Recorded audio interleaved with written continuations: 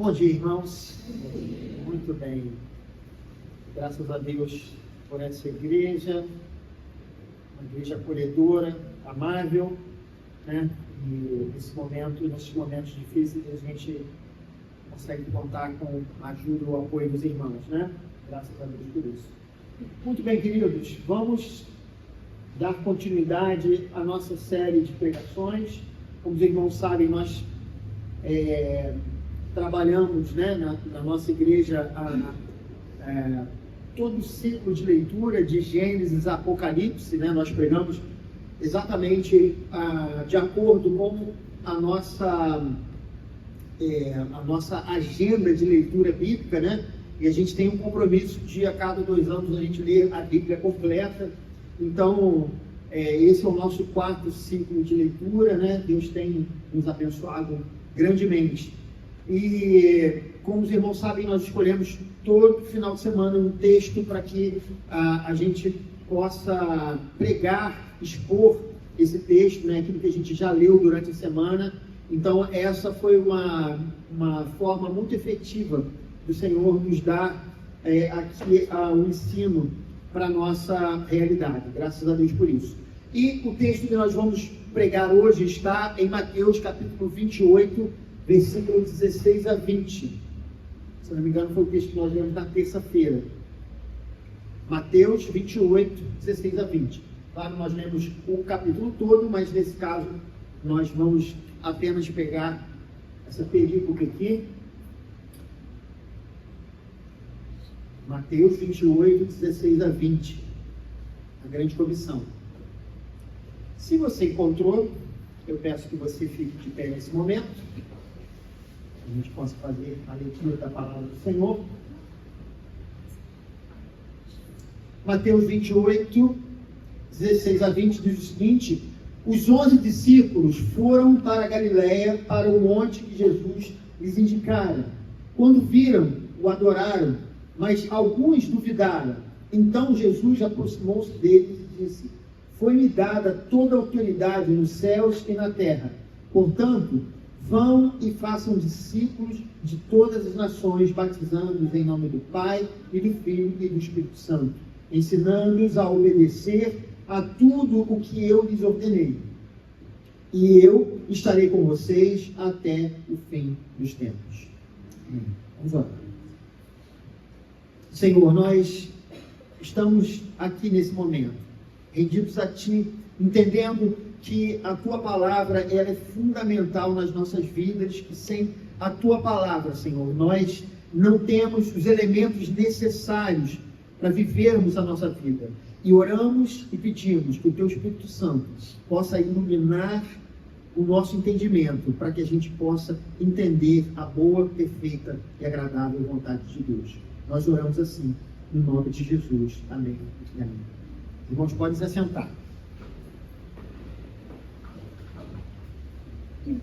Queridos, nos últimos dias nós mergulhamos no Evangelho de Mateus, né? E como a gente veio falando nesse tempo, o Evangelho de Mateus ele é a ponte entre o Antigo e o Novo Testamento. E ao longo da jornada do Velho Testamento, nós vimos que os judeus eles frequentemente clamavam por ajuda, né? Israel ele viveu um período em que ele foi subjugado por vários reinos diferentes, naquele período ali do retorno do exílio até o início do Novo Testamento. E eles deixaram, naquele momento, de ser uma nação soberana, como foi, por exemplo, na época de Davi e de Salomão. E nos últimos 400 anos, eles só conheciam a opressão dos impérios que dominaram a Judéia. Eles viviam a expectativa da vinda de alguém que seria um grande libertador da nação, alguém que, desde os tempos de Moisés, estava sendo prometido através dos profetas. Segundo o evangelista Mateus, aquilo que nós lemos, né, nesses dias, Jesus era a materialização das promessas proféticas que apontavam para a vida desse servo de Deus, né? Conforme ele diz, repetindo o próprio profeta Isaías, né? Ele faz isso no capítulo 4, ele repete um trecho de Isaías capítulo 9, versículo 2, o povo que andava em trevas viu uma grande luz, sobre os que habitavam na terra da sombra da morte, raiou uma luz. Queridos, durante 400 anos, houve o chamado silêncio profético. Deus não manifestou ali a sua vontade, mas na plenitude dos tempos, como fala Paulo em Gálatas, uma luz raiou, nasceu o Salvador. E não demorou, queridos, para que o sistema de poder vigente, de alguma maneira, tentasse eliminá-lo, né? Como a gente vê ali a situação de Herodes o Grande na matança das crianças. Jesus, ele era a promessa que se tornava real. E era de se esperar, queridos, que alguém como Herodes, um homem iníquo, sedento por poder, ele tentasse cortar o mal pela raiz. Mas o evangelista, ele nos disse que Deus continuou os seus propósitos com Jesus, e nem mesmo Herodes, sendo tão poderoso, conseguiu atentar contra aquela criança. E logo depois do seu batismo, Jesus ele começou a pregar o reino dele. Logo no capítulo 4, no versículo 17, a gente lê esse início do reino que foi sendo pregado por Jesus, quando ele disse: arrependam-se, pois o reino dos céus está próximo. Jesus, ele estava dizendo que ele era o rei prometido. Ele era aquele que Israel tanto esperava. Mas qual foi a surpresa das pessoas? O reino que ele pregava tinha a chamada, como eu disse aqui das outras vezes, a polaridade invertida. Em Mateus capítulo 5, por exemplo, os benquistos nesse reino eram os desvalidos, aqueles que o mundo rejeitava. Nós vimos isso nas bem-aventuranças. E em contrapartida, os religiosos judeus eram o modelo de rejeição no seu reino. Jesus, ele não se parecia com aquele Messias idealizado pelos fariseus. Ele não era como eles haviam imaginado. E por outro lado, queridos, aqueles que não esperavam nada estavam sendo recebidos. Aqueles que não tinham qualquer expectativa, que não se achavam merecedores, que se achavam devedores, na verdade, eles tinham a peste de devedores. Esses eram vistos como amaldiçoados, estavam sendo aceitos no reino às avessas de Deus. E em contrapartida, Jesus apontava para a hipocrisia, os pecados dos fariseus. E ele chega até a dizer em Mateus capítulo 21, versículo 31, em verdade vos digo que os publicanos e as prostitutas estão entrando no reino de Deus antes de vocês. A situação de Jesus, queridos, se aproximava do auge. Enquanto a tensão dos religiosos se agravava, a multidão o cercava cada vez mais, mas havia algo estranho nesse Messias.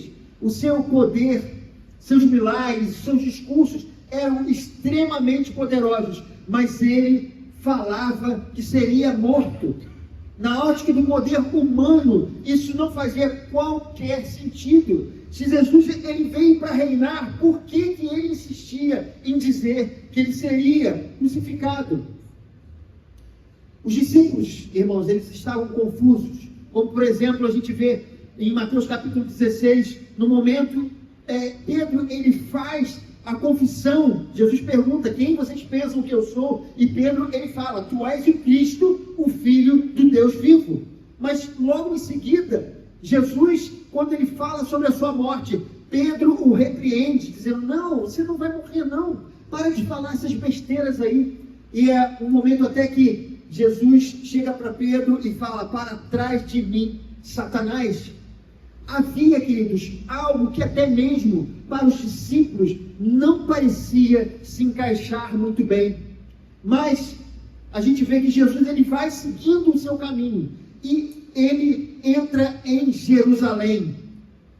E naquele momento em que ele segue para Jerusalém, depois de ele rodear Jerusalém no seu ministério, ele está entrando ali naquele lugar, ele ovacionado pelas pessoas. E quem são aqueles que o ovacionam, são na verdade aqueles desvalidos. Como lemos em Mateus 21, a multidão, ela dizia, Hosana ao filho de Davi. E o significado de Hosana nesse contexto é o grito de um povo que, em meio à sua necessidade, reconhece com alegria explosiva a chegada do seu Salvador. Essa marcha, aos olhos humanos, seria a marcha da vitória. Mas, queridos, da perspectiva humana, ela se tornou um dos maiores fracassos de uma filosofia. Como diria, a expressão, ela se tornou um mico, porque o reino, as avessas que Jesus pregava, parecia que estava sendo dilacerado naquele final de semana. Porque, queridos, tudo naquele momento parece que deu errado. Houve a traição de Judas, o seu aprisionamento, a fuga de todos os discípulos, a negação de Pedro, o lavar das mãos da autoridade política, a incitação do tumulto pelos sacerdotes, o desprezo dos soldados, o desprezo da multidão e até mesmo a zombaria dos criminosos. Toda a humanidade estava representada através daqueles atores. Mas segundo o próprio relato do Evangelho de Mateus, era necessário que fosse assim. Conforme nós dissemos no sermão passado, a lógica do reino invertido é que quem quiser ser o maior deve servir a todos. Como o próprio Jesus resumiu em Mateus capítulo 20. Pelo contrário, quem quiser tornar-se grande entre vocês deverá ser servo, e quem quiser ser o primeiro deverá ser escravo, como o Filho do Homem, que não veio para ser servido, mas para servir e dar a sua vida em resgate por muitos. Queridos, na aparente vitória dos homens, o Senhor estava impondo de maneira sobrenatural e poderosa a vitória do verdadeiro Rei do Universo. E sua vitória surgiu de maneira inimaginável. A sua ressurreição era algo que ninguém estava preparado. E é, queridos, o que nos diz o verso 17 que nós lemos? Quando o viram, o adoraram, mas alguns duvidaram. O Cristo ressurreto apareceu diante dos seus olhos, e o versículo nos diz que, ao mesmo tempo, uns adoraram, mas alguns outros ficaram chocados com o que eles estavam vendo.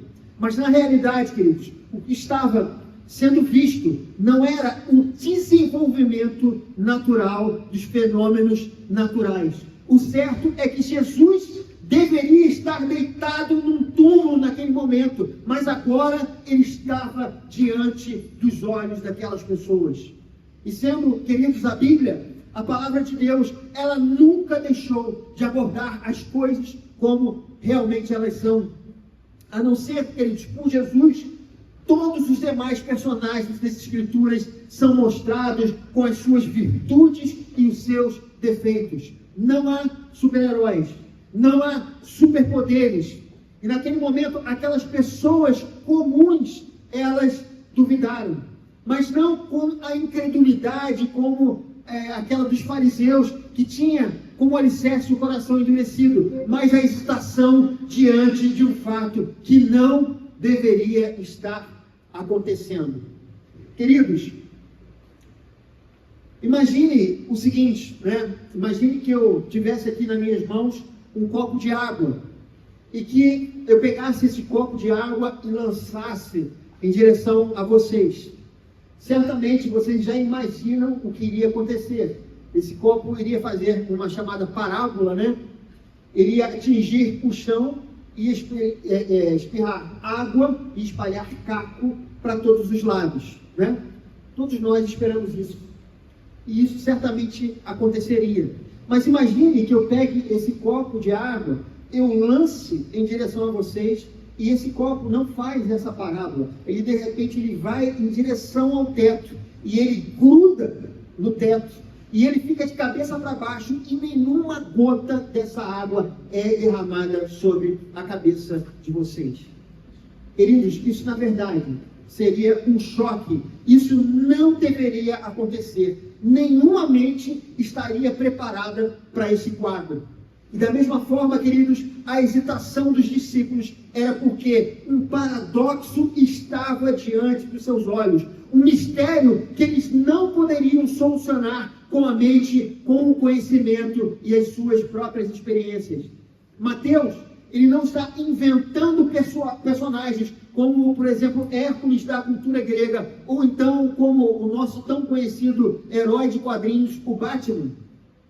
Todos os que estavam diante de Jesus eram figuras limitadas pela realidade. Uma realidade que não concebe copos no teto e nem mortos passeando livremente. Aquele homem havia sido crucificado e ele não deveria estar ali. Queridos, a fé é e sempre será um desafio para nós. Às vezes, nós ficamos desanimados e tristes na nossa jornada. Às vezes você olha para a sua realidade e o que você vê, o que você encontra é tão somente a realidade nua e crua. Os problemas, eles são problemas. As dificuldades são dificuldades. As doenças, o desemprego, a violência, nada deixa de ser o que é por conta da sua religião. As aflições, elas continuam sendo aflições, mesmo que você leia em João 16:33, neste mundo vocês terão aflições, contudo, tenham bom ânimo, eu venci o mundo. E diante das circunstâncias, muitas vezes, nós nos sentimos amedrontados. A fé parece ser uma palavra pequena demais para desafiar os problemas reais de nossas vidas. A fé, queridos, segundo a Bíblia, não é uma teoria ou uma filosofia de vida.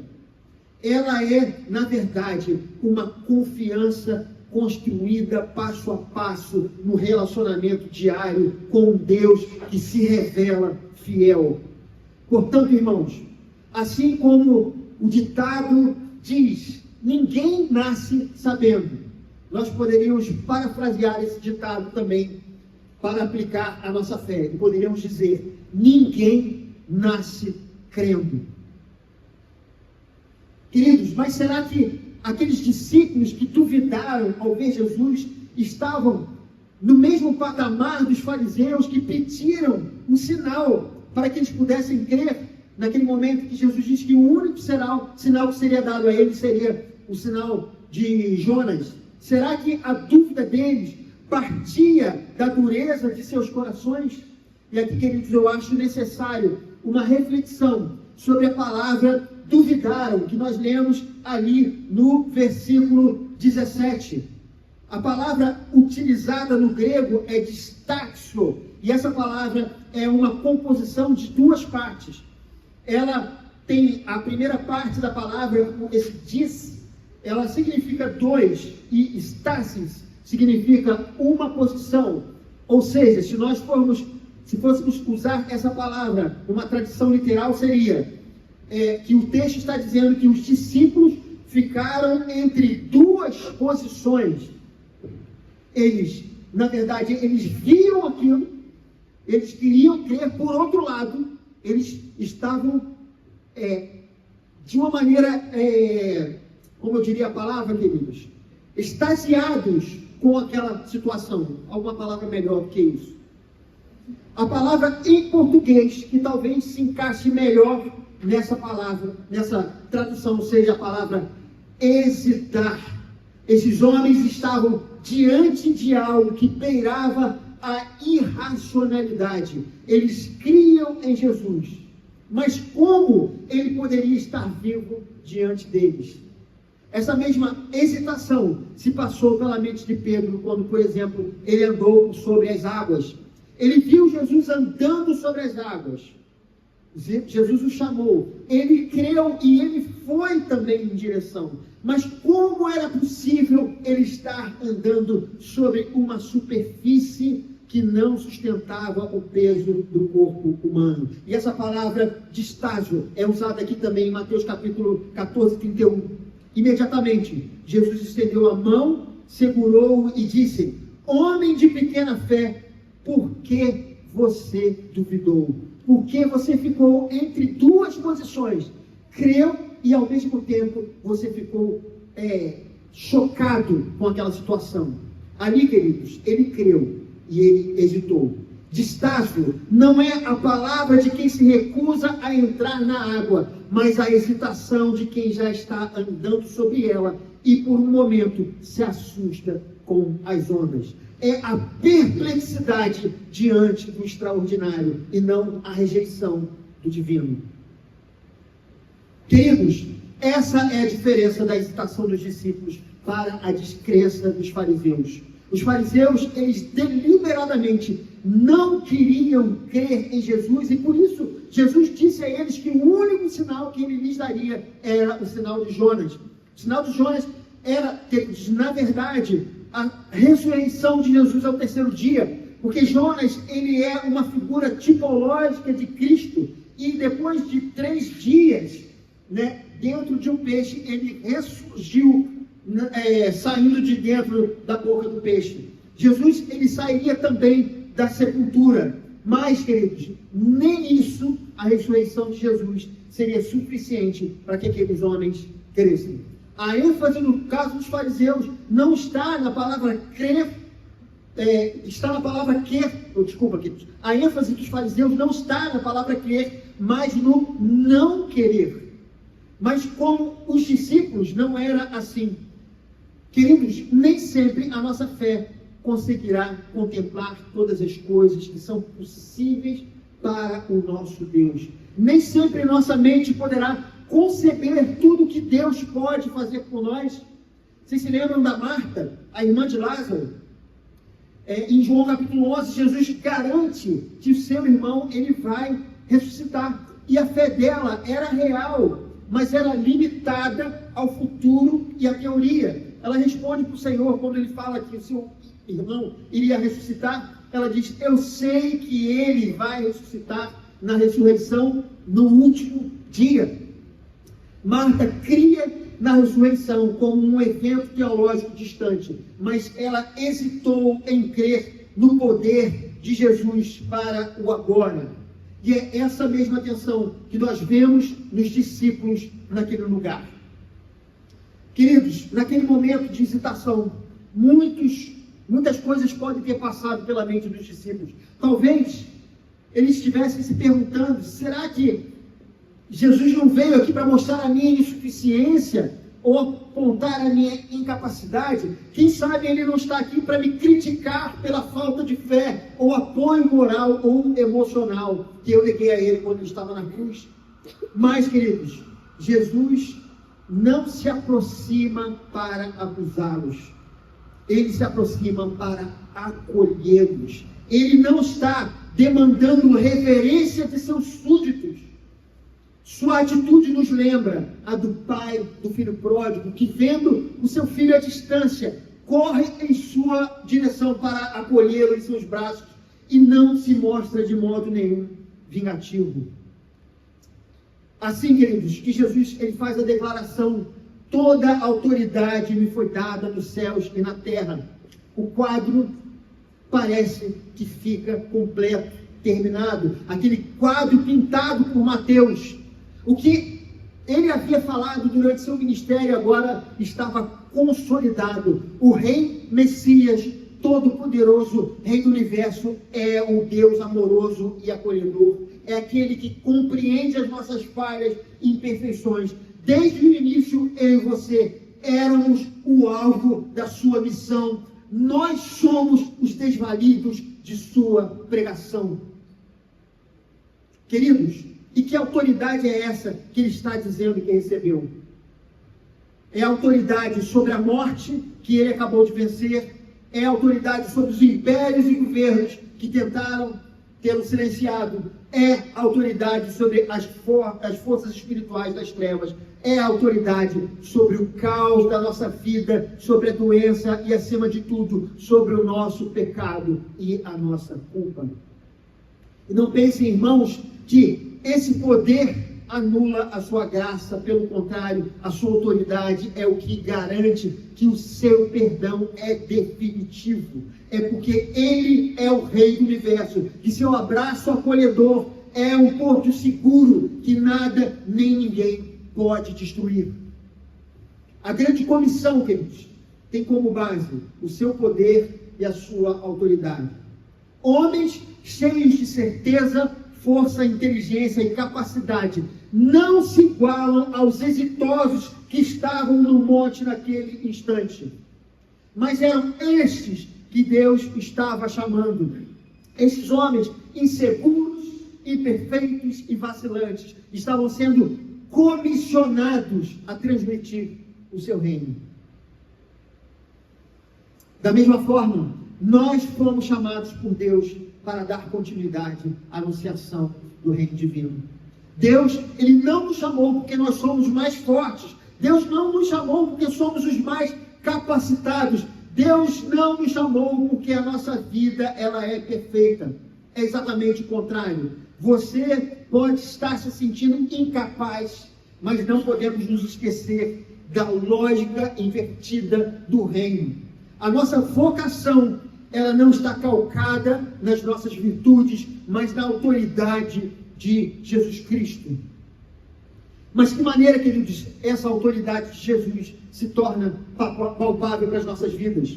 O verso 19, ele começa com a palavra portanto. E conforme, queridos, a gramática, portanto, é um conectivo que indica uma conclusão, uma consequência da ideia anterior. Assim, queridos, no texto, portanto, ele está ligado a vão e façam discípulos com toda a autoridade me foi dada. Isso nos indica algo muito importante. Não é pela minha força ou pela minha habilidade. Jesus não pregou o reino para depois despregar, dizendo que tudo dependeria de nós mesmos. Essa autoridade que a igreja de Jesus desfruta vem do próprio Deus, que através do Espírito Santo nos ajuda nessa missão. Mateus, queridos, um judeu, escrevendo para judeus, nos mostra aqui algo que quebra todos os paradigmas. Jesus não era mera ampliação do judaísmo, ele veio para salvar a humanidade, e por isso ele afirma: vão e façam discípulos de todas as nações. O autor da vida não está limitando a sua oferta para apenas um povo. Ele é o motivo da própria existência e seu amor está derramado sobre todos os que receberam o dom da vida. Jesus não apenas nos comissionou, ele também nos garantiu a efetividade de nossa missão. Ele prometeu estar com a sua igreja, mesmo com as nossas inconstâncias e incertezas, mesmo diante de desafios maiores do que nós mesmos. A expansão do reino de Deus não será efetuada pela nossa força.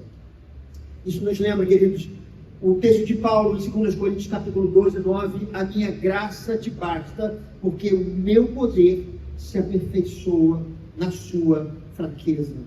Eu queria chamar aqui na frente os músicos. Nós vamos cantar de novo aquela música do reino, gente se abala.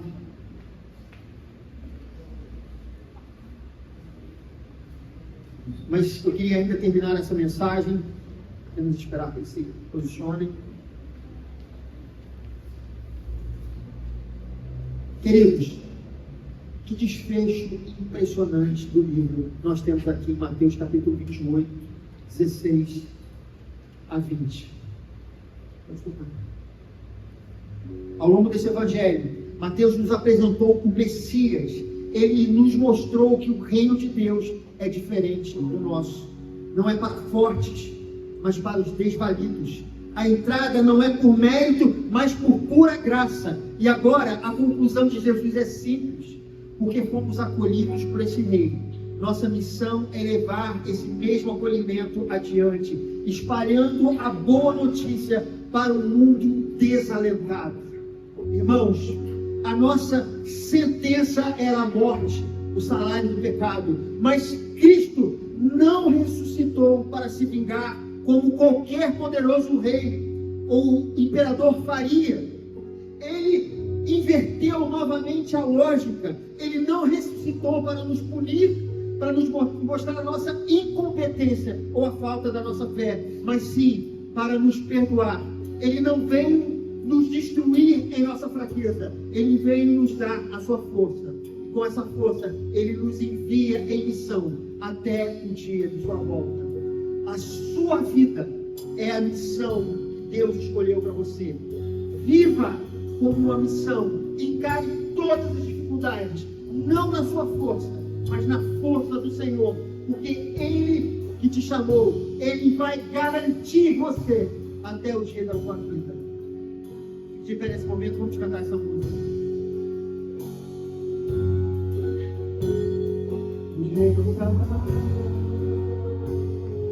Os povos se curvam, as bocas se abrem, as mãos se levantam para dizer que tu és o Rei. Para dizer que tu és o Senhor. Os reis desabalam, Os reinos se abalam, os povos se curvam, as bocas se abrem, as mãos se levantam para dizer que tu és o Rei. Ele é o rei, Ele reina nas nossas vidas. Dizer que tu és Ele é o rei. dizer que tu és o Rei. Ele é o rei, Ele é o Senhor das nossas vidas. Dizer que tu és o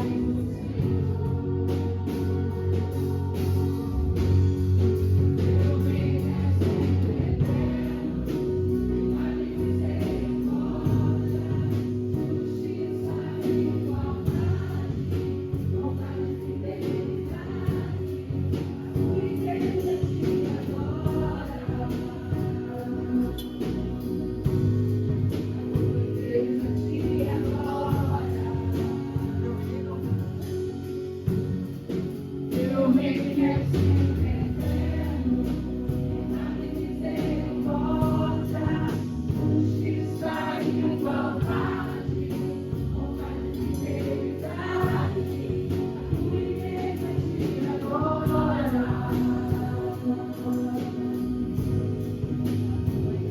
te adora. A tua igreja te adora. A tua A igreja te adora. A tua igreja te adora. Senhor, nós apresentamos a nossa vida diante de Ti nesse momento. Nós sabemos, Senhor, que nós não temos nenhum valor para Ti. Toda a obra de salvação foi feita por Ti. E nós somos tão gratos porque, Senhor, de fato a gente vê, Senhor, que nós não teríamos força para isso. Nós somos falhos, imperfeitos. A nossa fé, ela não é perfeita. Nós somos gratos porque o Teu reino, Ele nos aceita do jeito que nós somos. Na verdade, Senhor, muito mais do que apenas nos aceitar, nós somos amados e queridos no Teu reino. Muito obrigado, porque não depende de mim. Porque muitas vezes eu não sou um crente perfeito. Muitas vezes, Senhor Deus, eu peco contra Ti, mesmo sabendo que eu não deveria. Mas muito obrigado pela Tua graça, o Teu amor que foi mostrado na cruz do Calvário. Esse reino que venceu todas as coisas, o poder humano, o poder de todos os reinos. E mais do que isso, Ele vence a morte e nos dá o direito de sermos chamados filhos de Deus.